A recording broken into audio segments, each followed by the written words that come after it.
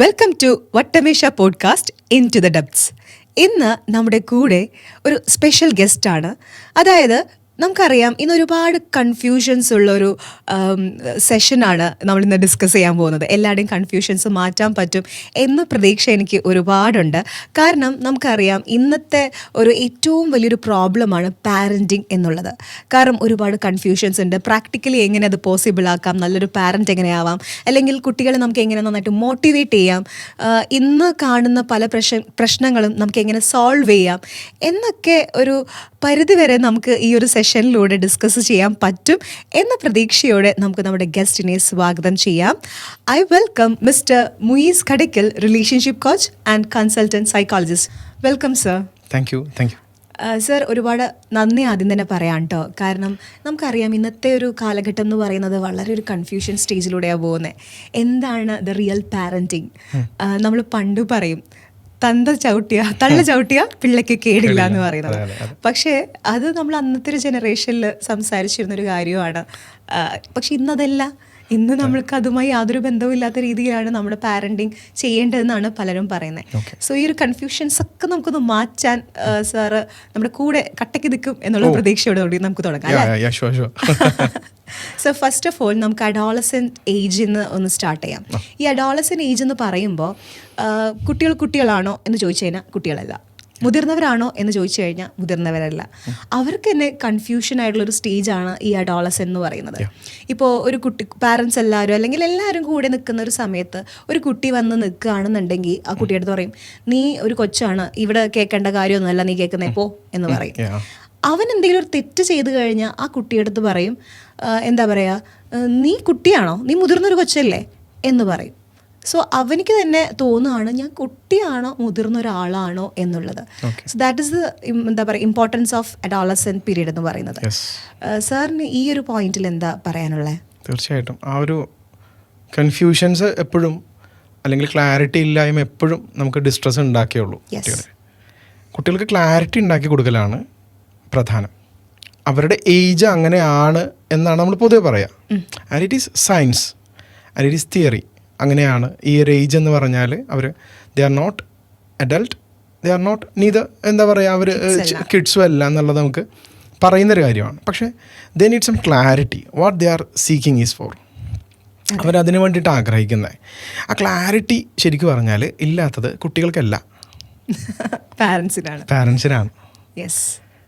നല്ല ക്ലാരിറ്റി ഉള്ള പാരൻ്റ് ആണെന്നുണ്ടെങ്കിൽ തീർച്ചയായിട്ടും അവരുടെ മക്കളിൽ ആ ക്ലാരിറ്റി വരും.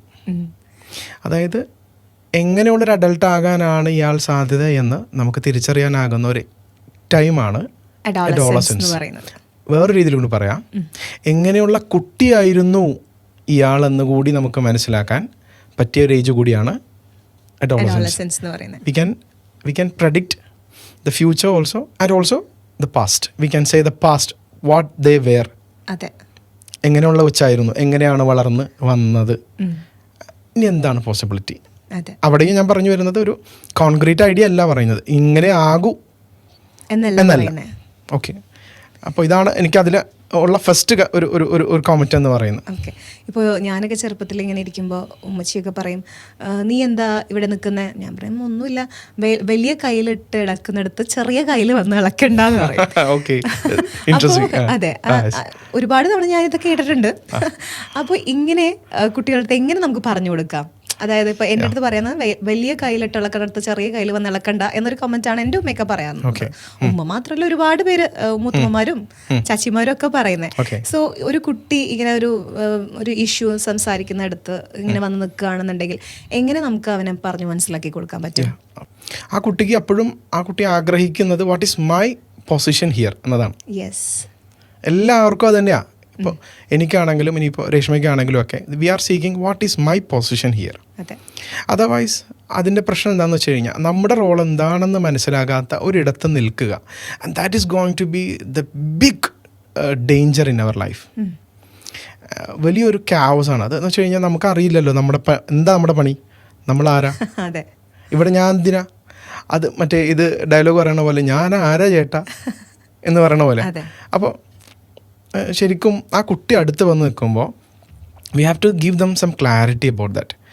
you are also going to face these kinds of things. സത്യം, അതെ, ശരിയാ. Right? സോ അത് നമുക്ക് കൊടുക്കുമ്പോൾ ഉണ്ടല്ലോ, they will see these things as a kind of training period.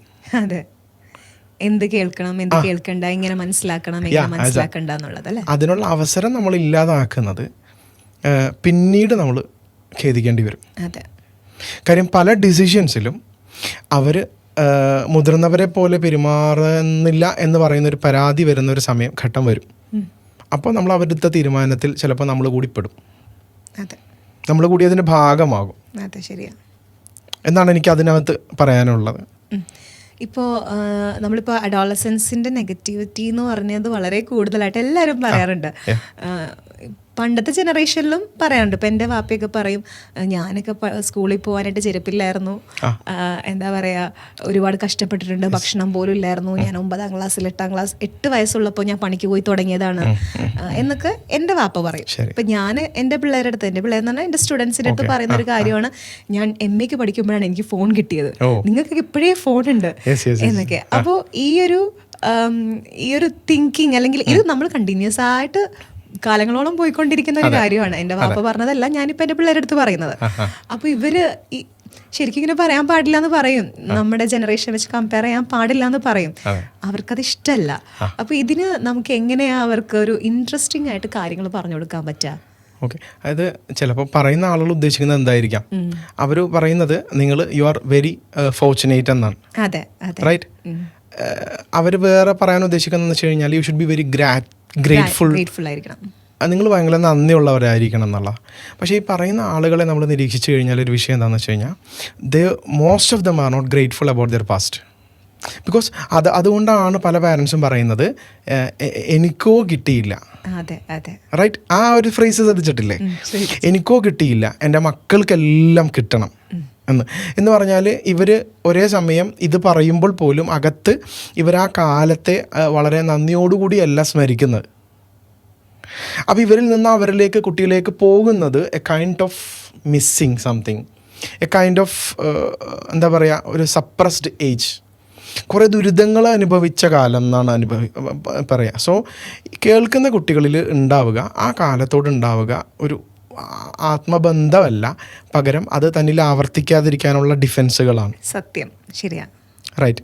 അപ്പോൾ കഴിവതും കുട്ടികൾ പിന്നെ അതാകാതിരിക്കാനുള്ള ശ്രമങ്ങൾ ചിലപ്പോൾ ശ്രദ്ധിച്ചിട്ടുണ്ടാകും. ഈ ഡിഫെൻസ് പലപ്പോഴും ഉമ്മയോ അല്ലെങ്കിൽ അമ്മയോ ആരോ, അച്ഛനോ അമ്മയോ അവർ പറയുന്ന കാര്യങ്ങൾ കേട്ടിട്ട് ആയിരിക്കും അവർക്ക് പല കാര്യങ്ങളെക്കുറിച്ചും കുടുംബത്തെക്കുറിച്ചും അവരുടെ ചുറ്റുപാടുകളെക്കുറിച്ചൊക്കെ ഉള്ള ഒരു ഇമേജ് കിട്ടുക.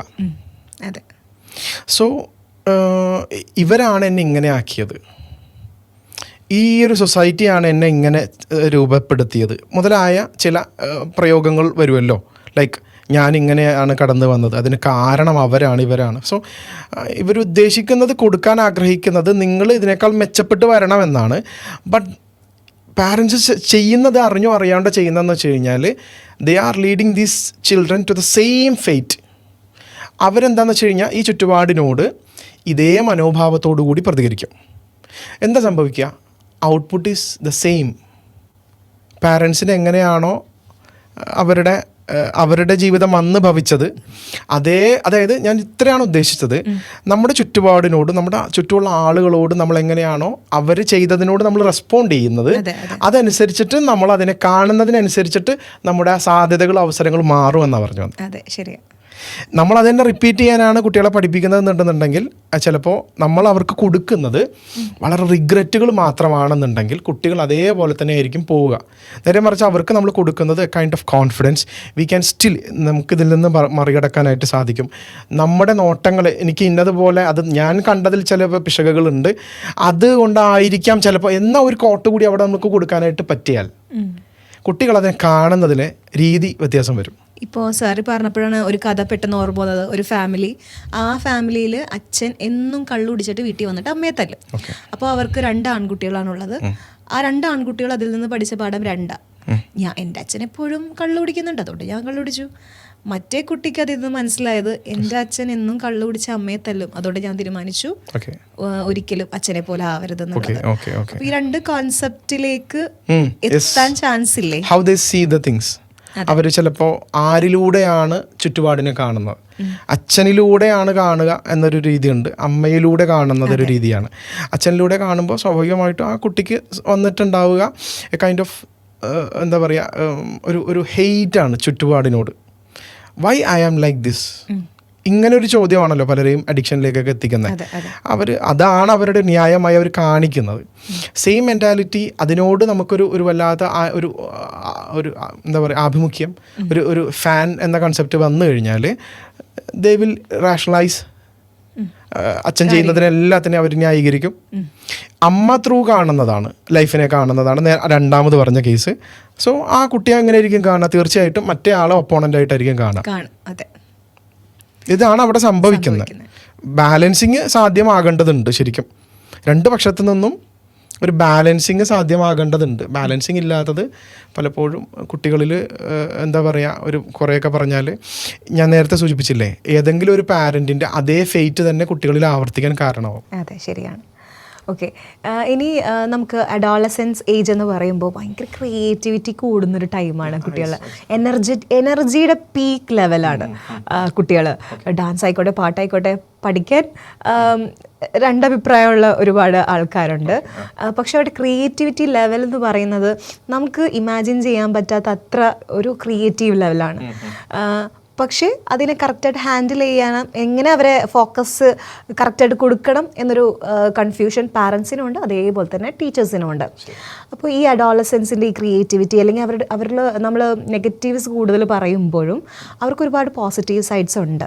സാറിന് അതിനെക്കുറിച്ച് എന്താ പറയാനുള്ളത്? തീർച്ചയായിട്ടും. കാര്യം നമുക്ക് പോസിറ്റീവ് സൈഡ് തന്നെയാണ് ആദ്യം രശ്മ സൂചിപ്പിച്ചത്. അതെ, they are exposed to lot of informations.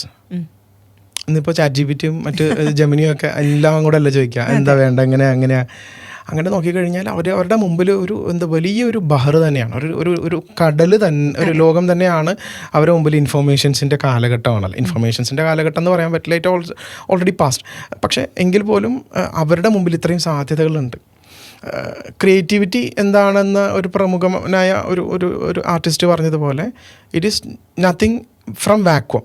ഇല്ലായ്മയിൽ നിന്നുണ്ടാക്കുന്നതല്ല ക്രിയേറ്റിവിറ്റി, ഉള്ളതിനെ സമമായി വേണ്ട വിധം ചേർക്കുന്നതിനെയാണ് ക്രിയേറ്റിവിറ്റി എന്ന് പറയുക. ഞാനത് എന്താണെന്ന് സൂചിപ്പിച്ചെന്ന് മാത്രം.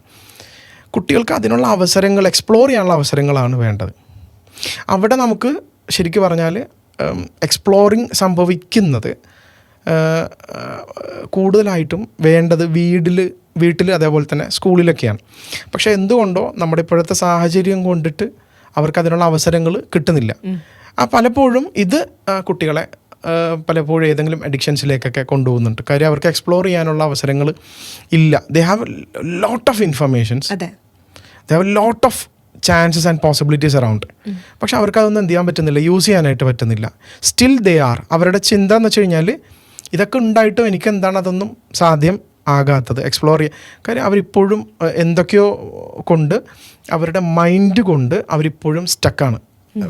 എന്താ പറയുക, ചില ആർക്ക് ടൈപ്സ്, അവർ കണ്ടുവച്ചിരിക്കുന്ന ഒരു പഴയ ചിന്താ രീതികളിൽ അവർ പെട്ട് കിടക്കുകയാണ്. എങ്ങനെയാണ്, എന്താണ്.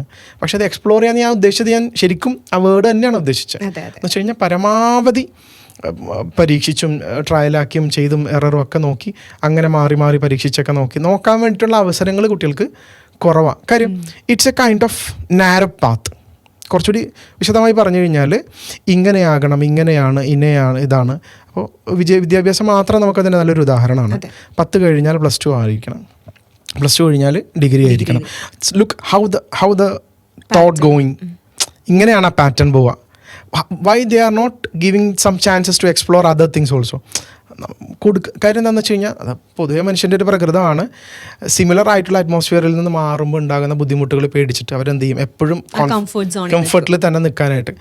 അപ്പോൾ ഈ കംഫർട്ട് സോണുകളിൽ നിൽക്കാനല്ല, പകരം അതിനുമപ്പുറം എക്സ്പ്ലോർ ചെയ്യാനുള്ള കുറച്ച് റിസ്കുകൾ എടുക്കാനുള്ള മെൻറ്റാലിറ്റികൾ കുട്ടികൾക്ക് കൊടുക്കുന്നതിലായിരിക്കണം വിദ്യാഭ്യാസം കൊടുക്കുന്നതിനേക്കാൾ കൂടുതൽ പാരൻറ്റ് ശ്രദ്ധിക്കേണ്ടത്. സത്യം. പുതിയത് എന്താണ് അവൻ എക്സ്പ്ലോർ ചെയ്തിട്ടുള്ളത്. അതർവൈസ് എന്തായിരിക്കും സംഭവിക്കുക, അവരെന്താണോ ഭയന്നത് അതിൽ തന്നെ കുട്ടിയെ നിർത്തും. സത്യം. ഇപ്പോൾ സാർ പറഞ്ഞപ്പോഴാണ് ഒരു കാര്യം എനിക്ക് റിലേറ്റ് ചെയ്യാൻ പറ്റിയത്. എന്ന് വെച്ച് കഴിഞ്ഞാൽ ഞാൻ 7ൽ പഠിക്കുമ്പോൾ വാപ്പിച്ചി എന്തെന്ന് വെച്ച് കഴിഞ്ഞാൽ ബാങ്കിൽ വിടും. 7ൽ പഠിക്കുമ്പോൾ 1000 രൂപ തന്നിട്ട് ഒരു ദിവസം സ്ലിപ്പ് ഒറ്റയ്ക്ക് എന്നെ കൊണ്ട് എഴുതിപ്പിച്ചു. 2006-2007 കാലഘട്ടത്തിൽ സ്ലിപ്പ് എന്നെ കൊണ്ട് ഒറ്റയ്ക്ക് എഴുതിപ്പിച്ചിട്ട് ഒറ്റയ്ക്ക് പോകാൻ പറഞ്ഞു. ഓട്ടോ ഒന്നും പിടിക്കാൻ പാടില്ല. ഞാൻ ഓട്ടോ പിടിക്കുന്നുണ്ടോ എന്ന് അറിയാൻ വേണ്ടി പതിയെ ബാക്കിൽ വന്നു. അതായത് എന്നെ ആ സമയത്തെ തന്നെ ബാങ്കിൽ പോവാൻ, ഞാൻ ഒറ്റയ്ക്ക് 7ാം ക്ലാസ്സിൽ പഠിക്കുമ്പോൾ ബാങ്കിൽ പോയിട്ട് ആ സമയത്ത് 2006-2007 ഘട്ടത്തിൽ ഞാൻ പോയിട്ട് ഡെപ്പോസിറ്റ് നിക്ഷേപിച്ചിട്ടുണ്ട് ആ സമയത്ത്. അതേപോലെ തന്നെ എന്നെ ഒറ്റയ്ക്ക് എല്ലാ കാര്യങ്ങളും ചെയ്യാനായിട്ട് പഠിപ്പിച്ചിട്ടുണ്ട്. പക്ഷെ ഇപ്പൊ എൻ്റെ മോനെ ഒന്ന് റോട്ടിൽ ഇറക്കി കളിപ്പിക്കാൻ എനിക്ക് പേടിയാണ്. ഞാൻ ആലോചിക്കും, ഞാൻ ഇങ്ങനെ ആയിരുന്നില്ലല്ലോ, എന്നെ ഇങ്ങനെ അല്ലല്ലോ ഗൈഡ് ചെയ്തേ, ഇപ്പോ വണ്ടി ഇടിക്കൂ, ഇങ്ങനെ ഒരുപാട് കൺസേൺസ് ഉണ്ട്. ആ കൂട്ടുകെട്ടിൽ പോയാൽ ശരിയാവോ, അവര് പറയുന്നത് ഇപ്പം പഠിക്കൂ, അനാവശ്യമായിട്ടുള്ളൊരു ടെൻഷൻ ഉള്ളിലേക്ക് കയറ്റി വെക്കുന്ന ഒരു പാരന്റാണ് ഞാൻ. അപ്പോൾ എൻ്റെ പാരന്റിനെ പോലെയല്ല. പക്ഷെ വേറൊരു വ്യത്യാസം കൂടി ഉണ്ട്, എനിക്ക് എന്തും പോയി പറയാൻ പറ്റുന്നൊരു ഫ്രീഡം ഒന്നും ആ സമയത്ത് പാരന്റ്സിന്റെ അടുത്ത് ഉണ്ടായിരുന്നില്ല. പക്ഷെ അങ്ങനെയല്ല, ഞാൻ എൻ്റെ അടുത്ത് എന്ത് വേണേലും വന്ന് പറയാം. അത് എൻ്റെ മോൻ മാത്രമല്ല, ആസ് എ ടീച്ചർ എന്ത് വേണമെങ്കിലും എൻ്റെ അടുത്ത് പറയാനുള്ള ഒരു സ്പേസും ഉണ്ട്. അപ്പൊ there is A difference between the generation. അപ്പോ എങ്ങനെയാണ് നമ്മളെ കുട്ടികളെ ഗൈഡ് ചെയ്യുക? അതായത് ഇപ്പോ സാർ പറഞ്ഞല്ലോ, റിസ്ക് എടുക്കുക, അല്ലെങ്കിൽ ഇപ്പൊ സൂയിസൈഡ് ടെൻഡൻസി കൂടുകയാണ്. അതായത് ചെറിയൊരു ബ്രേക്കപ്പ്, ഫോണ് കൊടുത്തില്ല എന്ന് പറഞ്ഞിട്ട് സൂയിസൈഡ് ചെയ്യുന്നു. അതാണ് നമ്മളിപ്പോ ഈ അടുത്ത് കണ്ടൊരു ന്യൂസ്. അപ്പോൾ ഈ ഒരു റിസ്ക് അല്ലെങ്കിൽ പ്രാക്ടിക്കൽ നോളജ് എന്താണ്, പ്രാക്ടിക്കലി ഇങ്ങനെ ലൈഫിനെ നേരിടണം എന്നുള്ളൊരു സിറ്റുവേഷൻ നമ്മളായിട്ട് ഒരുക്കി കൊടുക്കുന്നില്ല. അപ്പോൾ ഇതിനെങ്ങനെയാ ഹാൻഡിൽ ചെയ്യാ? ശരിക്കും അത് അവർക്ക് കാണിച്ചു കൊടുക്കുന്ന വഴി, ദാറ്റ് മീൻസ് ഇപ്പോൾ രേഷ്മ സൂചിപ്പിച്ച പോലെ സ്വന്തം ലൈഫിൽ നിന്നൊരു അനുഭവം പറഞ്ഞല്ലോ, ലൈക്ക് ദാറ്റ് നമുക്ക് വേണ്ടത് ഏത് തരം കുട്ടികളെയാണെന്നതാണ് ആദ്യത്തെ ചോദ്യം.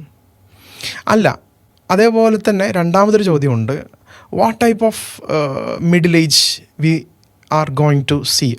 നമ്മുടെ ലൈഫിൽ നമുക്ക് ഏത് തരം ഒരു മധ്യവയസ്സാണ് താല്പര്യം, വളരെ ടെൻസ്ഡ് ആയിട്ടുള്ള, വളരെ അപകടങ്ങളും ബുദ്ധിമുട്ടുകളും വളരെ അത് മീൻസ് നമ്മൾ വല്ലാതെ അസ്വസ്ഥതകൾ നിറഞ്ഞ ഒരു വാർദ്ധക്യമോ ഒക്കെയാണ് ആഗ്രഹിക്കുന്നത്, ആണോ എന്നതാണ് ചോദ്യം, രണ്ടാമത്തെ ചോദ്യം. ഓക്കെ, അപ്പോൾ കുട്ടികളെ സ്വതന്ത്രരാക്കുക, അല്ലെങ്കിൽ അവരെ കുറെ കൂടി നേരത്തെ സൂചിപ്പിച്ച പോലെ വാപ്പ എങ്ങനെയാണോ ചെയ്തത് അതുപോലെ കാര്യങ്ങളെ കുറച്ചുകൂടി വൈഡായിട്ട് കാണാൻ, അവരെ ഈ ലോകത്തേക്ക് ഇങ്ങനെ പതിയെ പതിയെ പതിയെ ഇങ്ങനെ തുറന്നു വിടുന്നതിലൂടെ നമ്മൾ ചെയ്യുന്നത്, നമ്മൾ ഒരു 40 and 50 ഏജിൽ വരുന്ന ആളുകളിൽ ഇന്ന് കണ്ടുവരുന്ന വലിയൊരു പ്രശ്നമാണ് ഈ ആങ്സൈറ്റി പ്രശ്നങ്ങളൊക്കെ. അതൊക്കെ ഒരു പരിധിവരെ ഇല്ലാതാക്കാനുള്ള ഏക മാർഗം നമുക്ക് ഒരു അഡോളസെന്റിന് തൊട്ട് മുമ്പേ തന്നെ കുട്ടികളെ എന്ത് ചെയ്യാം, ഇങ്ങനെ പതിയെ പതിയെ അവരെ കുറെ കൂടി കാര്യങ്ങളുമായിട്ട് എക്സ്പോസ് ചെയ്യുക എന്നുള്ളതാണ്. ദാറ്റ് മീൻസ് നമ്മുടെ ഭയങ്ങൾ വരുന്നത് ഒന്നുകിൽ അതിനെ ശ്രമിച്ചിട്ടില്ല, അതിന് അനുഭവം ഇല്ലാത്തത് കൊണ്ടായിരിക്കാം. 2, അതല്ലെങ്കിൽ കേട്ട് കേൾവിയുടെ ഭാഗമായിട്ട് നമ്മൾ ഉണ്ടാക്കി വെച്ചിരിക്കുന്ന കുറേ ചിന്തകളായിരിക്കാം. ഇങ്ങനെ ആകുമോ, അങ്ങനെ ആയേക്കോ, ഇങ്ങനെ ആയേക്കോ എന്നൊക്കെയുള്ള കാര്യങ്ങളാണ്. പക്ഷേ നമ്മൾ അത് കാരണം ഏറ്റവും മിനിമലായിട്ടുള്ള സാധ്യതകൾ കുട്ടികൾക്ക് നിഷേധിക്കുകയാണ്. ഇപ്പോൾ ബാങ്കിൽ പോകുന്ന കാര്യം പറഞ്ഞല്ലോ, എത്ര പാരൻസ് ആ വിധത്തിൽ കുട്ടികളുടെ ഭാവിയെ മുന്നിൽ കണ്ടുകൊണ്ട് ചെയ്യുന്നുണ്ട്? വളരെ കുറവാണ്, ഇല്ലേ? കാര്യം ബാങ്കിൽ വിടുന്നതല്ല അവിടെ വാപ്പ കണ്ടിട്ടുണ്ടാവുക, ഒറ്റയ്ക്ക് പോകണം അതാണ് കണ്ടീഷൻ വെച്ചിരുന്നത്. ബാങ്കിൽ പോകാനാണെന്നുണ്ടെങ്കിൽ ഓട്ടോ വിളിച്ച് പൊക്കോളാനല്ലേ പറയാ, കാര്യം ആ പർപ്പസ് നടത്താൻ വേണ്ടിയിട്ടല്ലേ. പക്ഷെ അങ്ങനെയല്ല, ഈ പറഞ്ഞ ഒരു എന്താ പറയുക, ഒരു സെൽഫ് ഗൈഡഡ് ആയിട്ട് സ്വയമേവ തന്നെ കണ്ടും ചോദിച്ചും അറിഞ്ഞും അവിടെ വരെ എത്തുക എന്നുള്ളൊരു സ്കില്ല് ഉണ്ടാക്കിയെടുക്കലാണ്. അവിടെ എന്താ ഇല്ലാതാവുന്നതെന്ന് വെച്ച് കഴിഞ്ഞാൽ 2 കാര്യങ്ങളാണ്. ഒന്ന്, പാരൻറ്റിൻ്റെ ആദി കുറഞ്ഞു കിട്ടും. 2, കുട്ടിയുടെ കോൺഫിഡൻസ് വർദ്ധിക്കും. സത്യം. അപ്പോൾ എന്നോട് എൻ്റെ ഉമ്മ, ഞാൻ പേഴ്സണലി പറഞ്ഞു കഴിഞ്ഞാൽ, ആദ്യം ഞാൻ എറണാകുളത്ത് ഇങ്ങനെ കലാഭവനിൽ ചിത്രകല പഠിക്കാൻ വേണ്ടിയിട്ട് പോയ സമയമാണ്. പോയി തിരിച്ചു വന്നപ്പോൾ എൻ്റെ മകൻ എറണാകുളത്ത് പോയോ? അപ്പോൾ അവരെ സംബന്ധിച്ചിടത്തോളം അതൊരു അവരുടെ ഒരു സേഫ് സോണിൻ്റെ അപ്പുറമാണ്. അതെന്താ സംഭവം എന്ന് വെച്ച് കഴിഞ്ഞാൽ, അവർക്ക് ആ വിധത്തിലുള്ള എക്സ്പ്ലോറിങ് സിറ്റുവേഷൻസ് കിട്ടിയിട്ടില്ല. ചിലപ്പോൾ പിന്നെ താങ്കളുടെ വാപ്പയ്ക്ക് ചിലപ്പോൾ അതുപോലുള്ള എന്തെങ്കിലുമൊക്കെ അവസരങ്ങൾ കിട്ടിയിട്ടുണ്ടാകാം. പൊതുവെ കുറേ കൂടി ഒന്ന് ഓപ്പൺ ആവാനുള്ള, അല്ലെങ്കിൽ ആ വിധത്തിൽ ഞാനതൊന്ന് പറഞ്ഞു വന്നത് എന്താണെന്ന് വെച്ച് കഴിഞ്ഞാൽ, നമുക്ക് ഏത് തരം കുട്ടികളെയാണ് ആവശ്യം, നമുക്ക് ഏത് തരം ഒരു പിന്നെ മധ്യകാലഘട്ടമാണ് ആഗ്രഹം, ഈ 2 ചോദ്യം ചോദിക്കാതെ കുട്ടികളെ എത്രത്തോളം നമുക്ക് അവരെ ഈ വിധത്തിൽ സ്വന്തം കാര്യങ്ങൾ നിശ്ചയിക്കാനും സ്വയമേവ കാര്യങ്ങൾ ചെയ്യാനും നമ്മൾ പ്രേരിപ്പിക്കാത്തിടത്തോളം കാലം 50-കൾ അല്ലെങ്കിൽ 40-കൾ is going to be a kind of big chaos. സത്യമാണ്, ഉറപ്പാണ്. നിങ്ങൾക്ക് അത് ഓക്കെ ആണെന്നുണ്ടെങ്കിൽ you can just tie them into അവർ, എന്താ പറയുക, നമ്മുടെ വീട്ടിനകത്ത് തന്നെ ഇരുത്താം, നമ്മൾ കൊണ്ടേ കൊടുക്കാം. We are solving problems for them. അതെ. അതെങ്ങനെയാണ് ശരിയാവുക?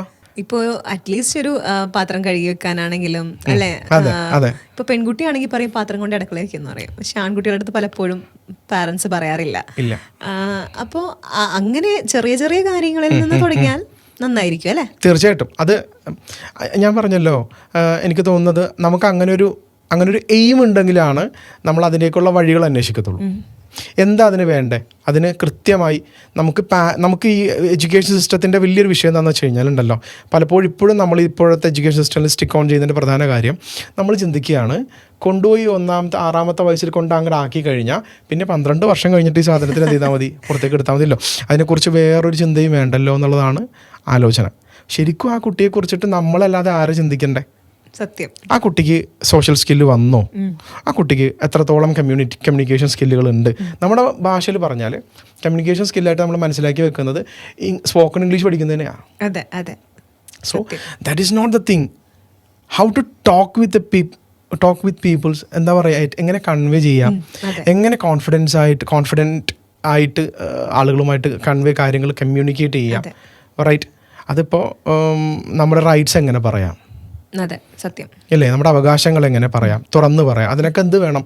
ഈ വിധത്തിലുള്ള ഒരു സ്കില്ല് ഡെവലപ്പ് ചെയ്ത് വരേണ്ടതുണ്ട്. പക്ഷേ that side is A kind of blind സൈഡാണ് അത് നമ്മളെ സംബന്ധിച്ചിടത്തോളം.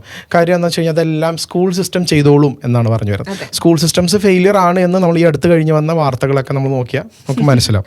സ്കൂൾ സിസ്റ്റത്തിന്റെ കാര്യം പറഞ്ഞപ്പോഴാണ് എനിക്ക് പെട്ടെന്നൊരു കാര്യം ഓർമ്മ വന്നത്. ഞാനൊരു സ്കൂളിൽ ഒരു എന്താ പറയുക, കുട്ടികളൊന്ന് ട്രെയിൻ ചെയ്യാനായിട്ട് പോയിട്ടുണ്ടായിരുന്നു. അവിടുത്തെ ടീച്ചർ, അവിടുത്തെ പ്രിൻസിപ്പൾ എൻ്റെ അടുത്ത് ആദ്യം പറയുന്ന ഡയലോഗ്, എങ്ങനെയാ രേഷ്മി ഇവിടെ ലാംഗ്വേജ് ഒന്ന് ശരിയാക്കാൻ പറ്റുക? വാ തുറന്ന മോശപ്പെട്ട വാക്കുകളാണ് പറയുന്നത്, തെറിയാണ് പറയുന്നത്. ഞാനും എൻ്റെ ട്യൂഷൻ സെന്ററിലാണെങ്കിൽ പോലും ഒന്ന് എടാ എന്ന് വിളിച്ചു കഴിഞ്ഞാൽ പിന്നെ പോടാന്നല്ല വിളിക്കുന്നത്. ഒന്നില്ലെങ്കിൽ അവൻ്റെ പാരൻസിന് ഒക്കെ ആയിരിക്കും വിളിക്കുക, അല്ലെങ്കിൽ നമുക്ക് എന്താ പറയുക, ഓപ്പണായിട്ട് പറയുകയാണെന്നുണ്ടെങ്കിൽ തെറിയൊക്കെയാണ് കുട്ടികളുടെ വായിൽ നിന്ന് വരുന്നത്.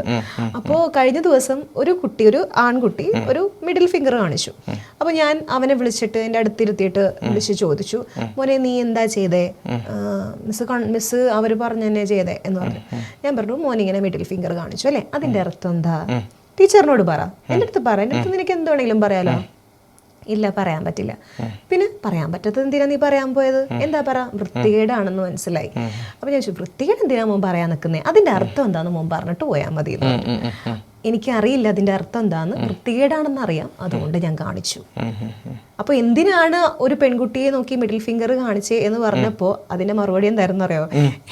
ബാഗുകൾ അങ്ങോട്ടും ഇങ്ങോട്ടും മാറ്റി വെച്ചു, അല്ലെങ്കിൽ അവള് എന്റെ സീറ്റിൽ വന്നിരുന്നു എന്നാ പറയുന്നത്. പിന്നെ ഈ വാപ്പാക്കും ഉമ്മാക്കും വിളിക്കുന്ന വിളി, അല്ലെങ്കിൽ അച്ഛനും അമ്മയ്ക്കും വിളിക്കുന്ന വിളി എന്തിനാന്ന് ചോദിക്കുമ്പോ വെറുതെ തമാശക്ക്, അതിന് എന്റെ കൂട്ടുകാരല്ലേ വെറുതെ തമാശക്ക് വിളിച്ചത്. പക്ഷെ ഇത് ഈ ഒരു ആറ്റിറ്റ്യൂഡ് എങ്ങോട്ടേക്കാ പോകുന്നതെന്ന് എനിക്ക് അറിയില്ല. പലപ്പോഴും എനിക്ക് ഹാൻഡിൽ ചെയ്യാൻ പറ്റാത്തൊരു സിറ്റുവേഷനിലേക്ക് ഈ ഒരു എന്താ പറയാ, സംസാര രീതിയിലും പ്രവൃത്തിയിലും ഇടി. ഇപ്പൊ നമുക്കറിയാം, ഫ്രണ്ട്സ് എല്ലാരും കൂടി വഴക്കിട്ടിട്ട് ഒരു കുട്ടി മരണപ്പെട്ട കഥ അറിയാം. അതേപോലെ തന്നെ റാഗ് ചെയ്തിട്ട് അല്ലെ, ബാത്റൂമിൽ ഒരു കുട്ടിയെ ക്ലോസറ്റിൽ റാഗ് ചെയ്തിട്ട് ആ കുട്ടി സൂയിസൈഡ് ചെയ്തത് അറിയാം. ഈ ഒരു കൈൻഡ് ഓഫ് തോട്ട്സ് ഒക്കെ എങ്ങനെയാ പോകുന്നത് കുട്ടികളെ? എങ്ങനെ നമുക്ക് ഇത് ഹാൻഡിൽ ചെയ്യാൻ പറ്റും? ശരി, ഇപ്പോൾ മുന്നോട്ട് വെച്ചിരിക്കുന്ന ഒരു ടോപ്പിക് എന്ന് വെച്ച് കഴിഞ്ഞാൽ, ഞാനൊരു അഭിപ്രായം പറയുന്നതിലൂടെ മാത്രം ചിലപ്പോൾ ഇവിടെ നിന്ന് എത്തിയെന്ന് വരില്ല. But we know that. എനിക്ക് അവിടെ പറയാനുള്ള ഒരു കോമൺ ആയിട്ടുള്ളൊരു കാര്യം എന്ന് വെച്ച് കഴിഞ്ഞാൽ, കുട്ടികൾക്ക് നമ്മുടെ ചുറ്റുമുള്ള കാര്യങ്ങളെ, അല്ലെങ്കിൽ ചുറ്റുമുള്ള കാര്യങ്ങൾ അവരെ ഇൻഫ്ലുവൻസ് ചെയ്യും എന്നത് എല്ലാവർക്കും അറിയുന്ന കാര്യമാണ്. ഈ വിധത്തിലുള്ള ഒരു സംസാര ശൈലി, സംസാര രീതികൾ, അല്ലെങ്കിൽ way of how they communicate and how they solve problems. ഇതൊക്കെയാണ് പ്രശ്നങ്ങൾ. അവർ കണ്ടും കേട്ടും വളരുന്നത് ഈ രീതികളാണ്. ഓക്കെ, പിന്നെ നമുക്കവിടെ എന്താണ് അവിടുത്തെ സൊല്യൂഷൻ, ഇല്ല ഈ ഒരു പോക്ക് ഇതെങ്ങനെയാണെന്നതാണല്ലോ നമ്മുടെ രാധി. നമുക്ക് ഓരോ കാര്യത്തിൻ്റെയും അത് നല്ലതാണോ ചീത്തതാണോ എന്ന് മനസ്സിലാവുക അതിൻ്റെ ഒരു എൻഡ് റിസൾട്ട് നോക്കിയിട്ട് ഇല്ലേ. ഇപ്പോൾ പിന്നെ വിദ്യാഭ്യാസത്തിനെ കുറിച്ചിട്ട് ആളുകൾ എന്തുകൊണ്ടാണ് കൺസേൺഡ് ആകുന്നതെന്ന് വെച്ച് കഴിഞ്ഞാൽ അതിനെക്കുറിച്ച് മാത്രം പാരൻസ് കൺസേൺഡ് ആകുന്നതിൻ്റെ കാര്യം റാദർ ദാൻ ഇപ്പോൾ നേരത്തെ പറഞ്ഞ പോലെ മറ്റുള്ള കാര്യങ്ങളെല്ലാം മാറ്റി വെച്ചുകൊണ്ടിട്ട് അയാൾ മോറലി അയാൾ കൾച്ചറലി തന്നെ വളരെ മോശം പയ്യനാണെങ്കിലും if he studying if he scoring something they will forget all things, മറ്റുള്ള കാര്യങ്ങളൊക്കെ അവർ മറക്കും. അപ്പോൾ അറ്റത്തേക്ക് നോക്കുമ്പോൾ ജോലിയുമായിട്ട് ഈ വിദ്യാഭ്യാസത്തെ എന്ത് ചെയ്തിട്ടുണ്ട്, കണക്ട് ചെയ്ത് വെച്ചിട്ടുണ്ട്. ആ ജോലി കിട്ടുക എന്ന് പറഞ്ഞാൽ വിദ്യാഭ്യാസം വേണം, അതിൽ ഇത്ര മാർക്കുകൾ വേണം, സ്കോറുകൾ വേണം, കാര്യങ്ങൾ. അതുകൊണ്ട് അവർ ഭയങ്കര കെയർഫുള്ളാണ്. എന്ത് ഈ കുട്ടികൾ പോകുന്നുണ്ടോ, കൃത്യമായി പഠിക്കുന്നുണ്ടോ, അതിനെക്കുറിച്ചിട്ടുള്ള ആദികൾ കാര്യങ്ങളൊക്കെ. But they are totally blind about these things. കാര്യം എന്താണെന്നറിയാമോ, അവർക്ക് അതേ ചൊല്ലിയിട്ടൊരു ലക്ഷ്യം അവർ കാണുന്നില്ല. അതായത് വിദ്യാഭ്യാസത്തിൻ്റെ കാര്യമാണെന്നുണ്ടെങ്കിൽ ഇനിയിപ്പോൾ നമുക്ക് അവർ ബ്ലെയിം ചെയ്യുക, സ്കൂളുകാരെ ബ്ലെയിം ചെയ്യാം, അല്ലെങ്കിൽ ഏറ്റവും ചുരുങ്ങിയത് പാവപ്പെട്ട ട്യൂഷൻ എടുക്കുന്ന ടീച്ചർമാരെ വേണമെങ്കിൽ അവർക്ക് ബ്ലെയിം ചെയ്യാം. കാര്യം എന്ന് വെച്ച് കഴിഞ്ഞാൽ അവർക്കത് സാധ്യമല്ലാത്തതുകൊണ്ടിട്ടാണ് ഈ പറഞ്ഞ കാര്യങ്ങളൊക്കെ എല്ലാവരും കൊണ്ട് അവരുടെ മേളിൽ കൊണ്ടിട്ട് എന്തെങ്കിലും ചുമത്തുന്നത്.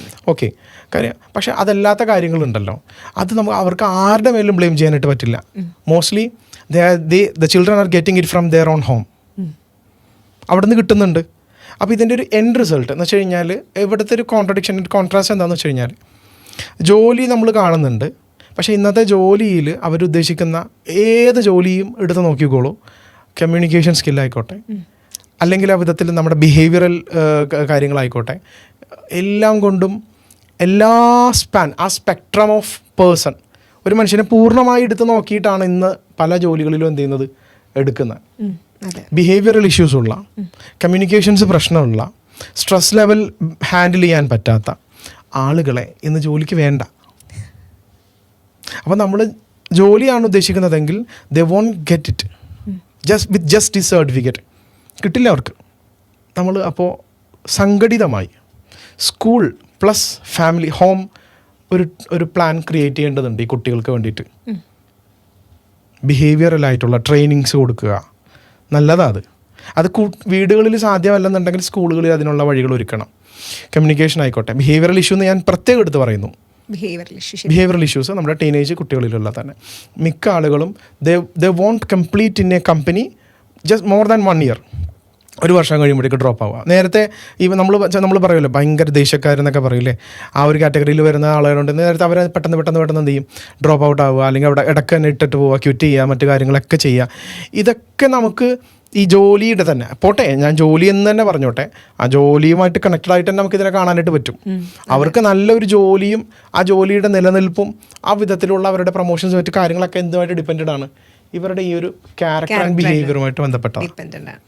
ഇപ്പോൾ സാർ പറഞ്ഞു വീട്ടിലെ കാര്യങ്ങൾ കൂടി പറഞ്ഞു സാർ. പക്ഷേ ഇപ്പൊ ഞാൻ കാണുന്ന പാരന്റ്സ് എന്ന് പറയുന്നത് എൻ്റെ ഏജ് ഗ്രൂപ്പിലുള്ള പാരന്റ്സ് ഒക്കെ തന്നെ ആയിരിക്കും. അപ്പോൾ അവരുടെ അടുത്ത് എന്ത് സംസാരിക്കാനുള്ള ഫ്രീഡം കൊടുത്തിരിക്കുന്നതാണ്. എനിക്കറിയുന്ന ഒരുപാട് പാരന്റ്സ്, അല്ലെങ്കിൽ എൻ്റെ കുട്ടികളുടെ എല്ലാ പാരന്റ്സും ഏറെക്കുറെ അങ്ങനെയൊക്കെ തന്നെയാണ്. അപ്പോൾ ഇവരെ എനിക്ക് ഫീൽ ചെയ്യുന്നത് ഇവരുടെ പിയർ ഗ്രൂപ്പിന്റെ സ്വാധീനം, അല്ലെങ്കിൽ മീഡിയയുടെ സ്വാധീനം, സിനിമകളിൽ നിന്ന് കിട്ടുന്ന ഒരു സ്വാധീനമൊക്കെ എനിക്ക് കൂടുതലായിട്ട് ഫീൽ ചെയ്യുന്നു. മോർ ദാൻ വീട്ടിൽ നിന്ന് ഉള്ളൊരു എന്താ പറയുക സ്വാധീനത്തെക്കാൾ കൂടുതൽ. കാരണം വീട്ടിൽ ചിലപ്പോൾ വഴക്കിടുന്നുണ്ടാവും ഒക്കെ ഉണ്ടാവും, പക്ഷെ കുട്ടികളെ നല്ലത് ഫോക്കസ് ചെയ്യുന്ന പാരൻസിനെയാണ് ഞാനിപ്പോൾ കൂടുതൽ മെജോറിറ്റി കണ്ടിരിക്കുന്നത്. പക്ഷേ ഈ ത്രൂ ഫിലിംസ്, പിയർ ഗ്രൂപ്പ്, ഇതിൻ്റെയൊക്കെ ഒരു എഫക്റ്റ് എന്ന് പറയുന്നത് വളരെ കൂടുതലല്ലേ? തീർച്ചയായിട്ടും. അല്ല, അത് ആ ഫാക്ടേഴ്സ് ഒട്ടും തന്നെ പിറകിലല്ല. ഫാമിലി എന്തുകൊണ്ടാണ് ആദ്യം എടുത്ത് പറഞ്ഞതെന്ന് വെച്ച് കഴിഞ്ഞാൽ ഈ കുട്ടികളെ തിരഞ്ഞെടുക്കുന്ന സുഹൃത്തുക്കളെ തിരഞ്ഞെടുക്കുന്നത് പോലും ആ കുട്ടിയുടെ സെലക്ഷൻ ഉണ്ടല്ലോ, ലൈഫ് സെലക്ഷൻ പോലും നിൽക്കുന്നത് he's getting or she is getting it from there home. ശരിയാ. ഫസ്റ്റ് സൊസൈറ്റി എന്ന് പറയുന്നത്, അല്ലെങ്കിൽ നമ്മൾ കാണുന്ന ആദ്യത്തെ ഒരു മിനി കമ്മ്യൂണിറ്റി എന്ന് പറയുന്നത് ഫാമിലിയാണ്. അവിടെ നിന്നാണ് തുടങ്ങുന്നത് കൊണ്ടിട്ടാണ്. പക്ഷേ ഈ പറഞ്ഞ ഫാക്ടേഴ്സ്, പിയർ ഗ്രൂപ്പ് എന്ന് പറയുന്നത് അഡോളസെൻ്റ് ഏജിലെ വലിയൊരു ഫാക്ടറാണ്. അപ്പോൾ നമുക്ക് ശരിക്കും പറഞ്ഞു കഴിഞ്ഞാൽ വേണ്ടത് എന്താണെന്നുള്ള ചോദ്യത്തിന് ഞാൻ പലയിടത്തും സജസ്റ്റ് ചെയ്തിട്ടുള്ളൊരു കാര്യമാണ് മിനി കമ്മ്യൂണിറ്റീസ്, യൂത്ത് കമ്മ്യൂണിറ്റീസ് ഉണ്ടാക്കാന്നുള്ള. മുമ്പ് നമ്മൾ ക്ലബ്ബുകൾ, ഫുട്ബോൾ ക്ലബ്ബുകൾ, പക്ഷേ ഇന്നത് വളരെ അസ്തമിച്ചുകൊണ്ടിരിക്കുകയാണ്. കാര്യം ഇന്നിപ്പോൾ അങ്ങനെ അത്ര ഇല്ല. ഒരു കോമൺ കോസിൽ ഒരു പ്രത്യേകമായ ലക്ഷ്യത്തോടു കൂടി കുറേയധികം യുവാക്കൾ സംഘടിപ്പിച്ചിട്ടുണ്ടാകുന്ന ഒരു സംഘങ്ങൾ, അവിടെ അവരുടെ എൻട്രൻസ് എന്തുമായിട്ട് ബന്ധപ്പെട്ടായിരിക്കണം? They should not consume alcohol, they should not be in a group of എന്താ പറയുക drugs or that kind of MDMA use ചെയ്യാത്ത ആളുകൾ മാത്രമേ ക്ലബ്ബിൽ എടുക്കുകയുള്ളൂ എന്നൊക്കെ പറഞ്ഞു കഴിഞ്ഞാൽ എത്രയോ യുവാക്കൾ അതിനകത്ത് കയറും. ലൈക്ക് ദാറ്റ് അങ്ങനെ കുറേ മിനി ഓർ മൈക്രോ എന്താ പറയുക മോഡൽ കമ്മ്യൂണിറ്റീസ്, മോഡൽ ക്ലബ്ബുകൾ നമുക്ക് നമ്മുടെ പ്രദേശങ്ങളിലേക്ക് എന്ത് ചെയ്യാൻ പറ്റണം? സാധിച്ചാൽ ഓൾമോസ്റ്റ് സോഷ്യലി ഇമ്പയർഡ് ആയിട്ടുള്ള അല്ലെങ്കിൽ സോഷ്യലി പിന്നെ പ്രശ്നങ്ങളുള്ള ഇഷ്യൂസൊക്കെ ഉള്ള ഒരുപാട് കുട്ടികൾക്ക് ഇതൊരു മാറ്റമായിരിക്കും. അവരിൽ റിപ്പയറിങ് നടക്കാൻ ഇത് വലിയൊരു സാധ്യതയാണ്. ഞാൻ പറഞ്ഞു വന്നതെന്ന് വെച്ച് കഴിഞ്ഞാൽ പിയർ എന്ന് പറഞ്ഞ സംഭവം it's not just the friends, it's the people to whom they have some kind of fan concept. അതെ, ശരിയാണ്. അവരങ്ങോട്ട് പരസ്പരം ഈ പറഞ്ഞ പോലെ ഒരു വല്ലാത്തൊരു ആഭിമുഖ്യത്തോടു കൂടി, വളരെ അഭിനിവേശത്തോടു കൂടി, സ്നേഹത്തോടു കൂടി കാണുന്ന ആളുകളെ മാത്രമേ നമ്മൾ പിൻപറ്റൂ. അതുകൊണ്ടാണല്ലോ പരസ്പരം ഇവർക്ക് എന്തുണ്ട്, ഒരു കമ്പാരിസൺ ഉണ്ട്. എനിക്ക് അവനെ പോലെ, അല്ലെങ്കിൽ ഇവനെ പോലെ, അതുപോലെ. അപ്പോൾ ആ ഒരു കൺസെപ്റ്റിലാണ് ഞാൻ പിയർ ഗ്രൂപ്പ് എന്ന് ഉദ്ദേശിച്ചത്. ഈ പിയർ ഗ്രൂപ്പിനെ നമുക്ക് ചേഞ്ച് ചെയ്യാനുള്ള, അല്ലെങ്കിൽ അതിലൂടെ ഇവരെ ഇൻഫ്ലുവൻസ് ചെയ്യാനുള്ള നല്ല മാർഗ്ഗങ്ങൾ എന്ന് പറയുന്നത് മേക്കിംഗ് സം ഗുഡ് എന്താ പറയുക കമ്മ്യൂണിറ്റീസ്, ഗ്രൂപ്പ്സ് ക്രിയേറ്റ് ചെയ്യുക എന്നുള്ളതാണ്. ഓക്കെ. ഇപ്പോൾ ഇവരുടെ ഭാഷ എങ്ങനെയാണ് ശരിയാ? ഇതിങ്ങനെ ഒരുപാട് ആക്ടിവിറ്റീസ് കൊടുത്തു കഴിഞ്ഞാൽ ഒരുപാട് ഭാഷയൊക്കെ ശരിയാവുമെന്ന് തോന്നുന്നു അല്ലേ? തീർച്ചയായിട്ടും. ഈ ട്രെയിനിങ്, ബിഹേവിയറൽ ട്രെയിനിങ് ഉണ്ടല്ലോ. ഇപ്പോൾ എൻ്റെ അടുത്ത് വരുന്ന പല കുട്ടികളുടെയും നമ്മുടെ റെസ്പോൺസ്, റിയാക്ഷൻ, ഇപ്പോൾ ഫോർ എക്സാമ്പിൾ ഫസ്റ്റ് റെസ്പോൺസ് എന്ന് പറഞ്ഞൊരു സംഭവമുണ്ട്. ഫസ്റ്റ് തോട്ട് റിയാക്ഷൻ എന്ന് വെച്ച് കഴിഞ്ഞാൽ ആദ്യം തോന്നുന്നത് അങ്ങ് പറയാം. അത് ശരിക്കും പറഞ്ഞു കഴിഞ്ഞാൽ നമ്മുടെ ഒരു ബ്രെയിൻ സിസ്റ്റം അനുസരിച്ചിട്ട് നമുക്ക് ഫ്രണ്ടൽ ലോബിൽ വരുന്ന ഫസ്റ്റ് തോട്ട് അങ്ങോട്ട് ഇമോഷൻ കണക്റ്റഡ് ആണ്.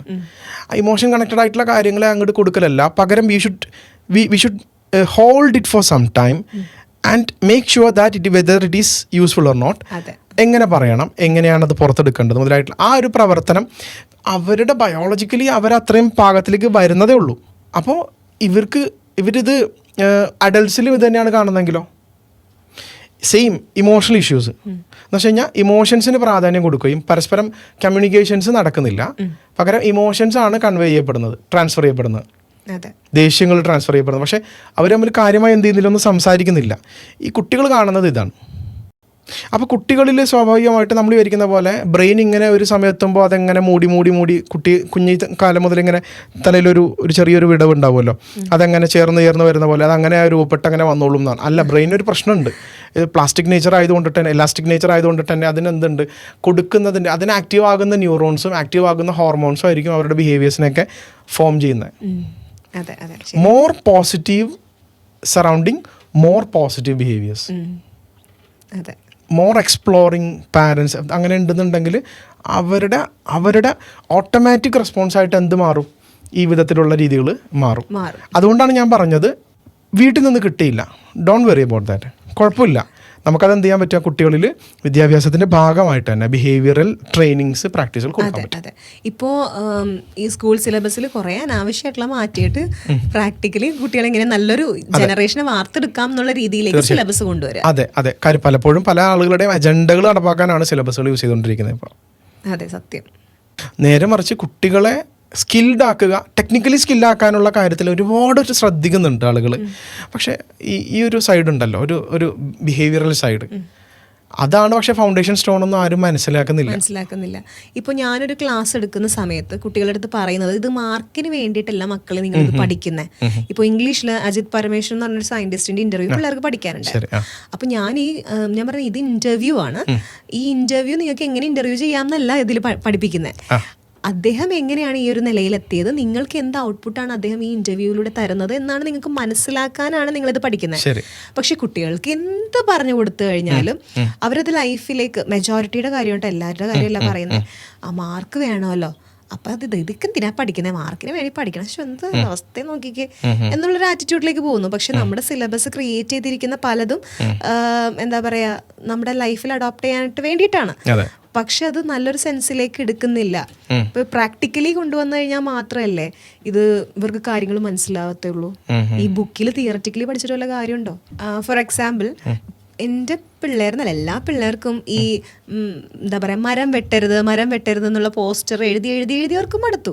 വെള്ളം കളയരുത്, സേവ് വാട്ടർ, പ്രിസർവ് വാട്ടർ, എന്താ പറയുക, ഇറ്റ് ഇസ് ഫോർ ലൈഫ് എന്ന് പറഞ്ഞിട്ടുള്ള പോസ്റ്റർ എഴുതി അവർ മടുത്തു. എല്ലാവർക്കും അറിയാം മഴ എന്ന് പറയുന്ന ചാപ്റ്റർ വന്നാലോ ഫോറസ്റ്റ് എന്ന ചാപ്റ്റർ വന്നാലോ എന്തൊക്കെ പോസ്റ്റർ അതിൽ നിന്ന് വരും, നോട്ടീസ് വരും, എല്ലാം അറിയാം. ആർക്ക് ലെറ്റർ അയക്കണം എന്നൊക്കെ അറിയാം. പക്ഷെ ഇന്നും വെള്ളം വേസ്റ്റ് ആക്കുന്ന കുട്ടികളും ഉണ്ട്, നമ്മളാണെങ്കിൽ പോലും പ്രകൃതി നശിപ്പിക്കുന്ന ആൾക്കാരുണ്ട്. പക്ഷെ ഇതൊന്നും പ്രാക്ടിക്കലി നടക്കുന്നില്ല എന്നുള്ളൊരു വസ്തുതയില്ലേ? അത് എനിക്ക് തോന്നുന്നു നമ്മുടെ ഒരു കണക്ഷനാണ് വിത്ത് നേച്ചർ. പൊതുവെ അത് നമുക്ക് ആ ഒരു കുട്ടികളെ മാത്രം ഫോക്കസ് ചെയ്തിട്ട് പറയാൻ പറ്റുന്ന ഒരു കാര്യം അല്ല. എങ്കിലും നമുക്കത് കൊടുക്കേണ്ട, പഠിക്കുന്നത് എന്താണ് ചെയ്യുന്നത്. യെസ്, ആ ഒരു കോൺട്രാഡിക്ഷൻ ശരിക്കും ഇന്നത്തെ എസ്പെഷ്യലി ഇപ്പോഴുള്ള അഡോളസൻസിൻ്റെ, ഞാൻ ആദ്യമേ സൂചിപ്പിച്ചതുപോലെ അവരുടെ വലിയ കൺഫ്യൂഷൻ എന്ന് പറഞ്ഞത് what they are being taught is not what they are seeing. അതെ, ശരിയാണ്. ഇതൊരു സൊസൈറ്റിയുടെ ഒരു, നമ്മുടെ മനുഷ്യരെ മാത്രമല്ലല്ലോ, ഒരു സൊസൈറ്റിയുടെ സൈക്കോളജി എടുത്ത് നോക്കിക്കഴിഞ്ഞ് കഴിഞ്ഞാൽ ആ സൊസൈറ്റിയിൽ നടക്കുന്ന സകലമാന ഈവൻ ക്രിമിനൽ ഒഫൻസുകൾ എന്ത് കാര്യമാണെന്നുണ്ടെങ്കിൽ എടുത്ത് നോക്കിക്കഴിഞ്ഞാൽ ബേസിക് റീസൺ പറയുന്നത് നിങ്ങളല്ലല്ലോ, നിങ്ങളങ്ങനെയല്ലല്ലോ, നിങ്ങളിങ്ങനെയല്ലല്ലോ എന്നുള്ള റീസൺസാണ്. അപ്പോൾ നമുക്ക് അവർക്ക് കൊടുക്കാൻ പറ്റുന്നതെന്ന് വെച്ച് കഴിഞ്ഞാൽ അവർക്ക് ഫോളോ ചെയ്യാൻ പറ്റുന്ന മോഡലുകൾ ചുറ്റുമുണ്ടെങ്കിൽ അതിന് വേണ്ടിയിട്ടുള്ള അനുസരിച്ചായിരിക്കണം സിലബസുകൾ ഉണ്ടാവേണ്ടത്. എന്ന് വെച്ച് കഴിഞ്ഞാൽ വാട്ടർ പ്രിസർവ് ചെയ്യുന്ന, അല്ലെങ്കിൽ എൻവയോൺമെൻറ്റിനെ കൺസേൺസ് ഉള്ള, അല്ലെങ്കിൽ അതിനെ കൺസിഡർ ചെയ്യുന്ന ഒരു സൊസൈറ്റിയോ ഒരു സിവിക് സൊസൈറ്റിയോ ആണ് നമുക്കുള്ളതെന്നുണ്ടെങ്കിൽ അതനുസരിച്ചിട്ടുള്ള സിലബസ് ആയിരിക്കണം ഉണ്ടാവേണ്ടത്. ഈ ഒരു എന്താ പറയുക, ഒരു കോറിലേഷൻ ശരിക്കും പറഞ്ഞു കഴിഞ്ഞാൽ നടന്നില്ലെന്നുണ്ടെങ്കിൽ ഓട്ടോമാറ്റിക്കലി അവരുടെ ഒരു വലിയൊരു വിഷയം എന്താണെന്ന് വെച്ച് കഴിഞ്ഞാൽ കുട്ടികളിൽ ഉണ്ടാകുക വേറൊരു പ്രശ്നമാണ്. ശരിക്കും ഇങ്ങനെയാണ് സൊസൈറ്റി ആകണം എന്ന് പറയുന്നത്, പക്ഷേ ഐ കനോട്ട് എന്താ പറയുക ഡു സച്ച് തിങ്സ്, എനിക്ക് അങ്ങനെ എന്ത് ചെയ്യാൻ പറ്റുന്നില്ല എന്ന് പറയുന്ന ഒരു കുറ്റബോധമാണ് കുട്ടികൾക്ക് കൂടുതൽ ഉണ്ടാക്കി കൊടുക്കുന്നത്. അപ്പോൾ അതിൻ്റെ ഒരു പ്രശ്നമുണ്ട്. ഓക്കെ, എനിക്കിതൊന്നും സാധിക്കുന്നില്ല, എനിക്ക് പിന്നെ അങ്ങനെ എന്ത് ചെയ്യാം, എനിക്ക് തോന്നുന്ന പോലെ അങ്ങ് ജീവിക്കാം എന്നുള്ള രീതിയിലേക്ക് അവസാനം വരും. കാര്യം they cannot do what they have studied.